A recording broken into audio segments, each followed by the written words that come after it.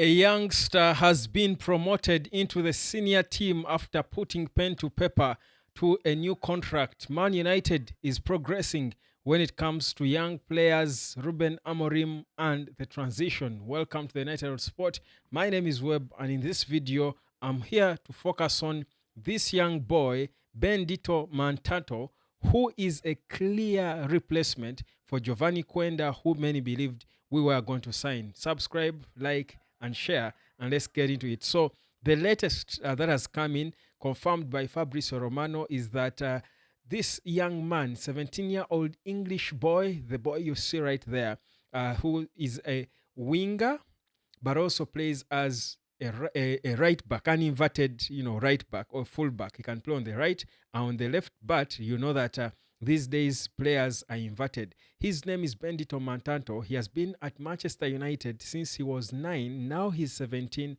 and Ruben Amorim feels he's ready to even make a few cameos into the senior team. Now, this boy has put pen to paper on a contract at Manchester United, of course, cementing his time there, and he has been assured that he will be playing a few minutes probably with the senior team before the end of this season. Now, it's a beautiful, beautiful update because, first of all, it shows that maybe this is the plan now to rely on the players. I've been saying it here several times before that Manchester United has got a lot of talented young players. We might know Chido Obi and Sekou Kone and all these players we keep talking about, Ethan Whitley and the likes, but there is more. This boy is good. He's, for me, a proper Giovanni Quenda in the making, because you look at his style of play. He's so strong, that is one. He's good at dribbling. He can cut in into the middle when he's inverted, playing as a wing back. I'm looking at him as, for me, a proper option. Imagine he's in the same age as Giovanni Quenda. And certainly these are players that Ruben Amorim can work with. I believe one of the reasons why Amorim did not sanction the purchase of Giovanni Quenda for him to later on turn and go to Chelsea, I think because I told you Man United had the first refusal option. But United must have looked within and said, you know what, we have this kid.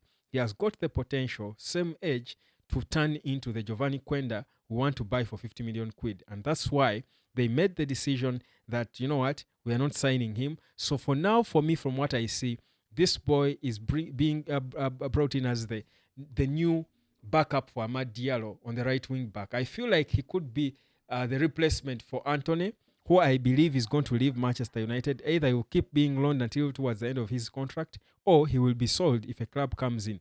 But I don't see Anthony returning to Man United. This boy, for me, is a proper backup for Ahmad, who I think will be the right wing back when he returns to the team. So it's a beautiful development. If you watch this boy's clips, he scored the winning goal as Manchester United in the 99th minute in Feb just last month as we beat Arsenal out of the FA Youth Cup. This boy scored the winning goal in the 99th minute. A game ended 3-2. But it's not just about the goal. It's about how he plays that role of a wing back, an inverted wing back. I told you guys that Ruben Amorim loves left-footed players, and that's why the reports of Tyler Dibling were all there.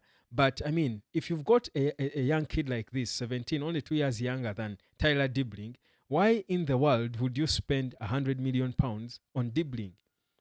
It's already too much. And I mean, you don't need him if you think about it. I don't care how talented he is. For 100 million, United does not need him. And for me, this is what I'll back fully. I think I love what I'm seeing. I feel like this trust for me is good. And you see, it also plays into the psychology of the opponents. Maybe these players are not fully ready. But the more you promote these youngsters into the senior team, certainly the opposition will respect them, because they will know by the time these youngsters have been promoted into a senior team at Man United at this critical time when the club is in a transition, and they know that the kind of pressure that comes with any player now who steps on the pitch for Manchester United, certainly there must be something about those players. So for me, I believe, and it might look to some like there are so many youngsters we might have. It might look like so, but for me, I strongly believe it's okay. It's a good thing. The transition has got to start. We've got to be bold about it. We cannot keep pretending and being shy about it. It has got to start.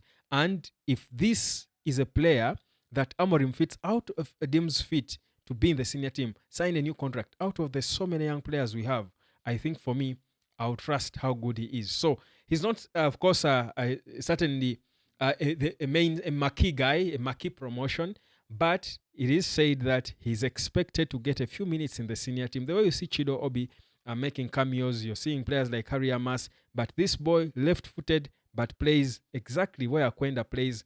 And if you watch them, there is not a lot of difference in their styles. Maybe Quenda, of course, is more mature.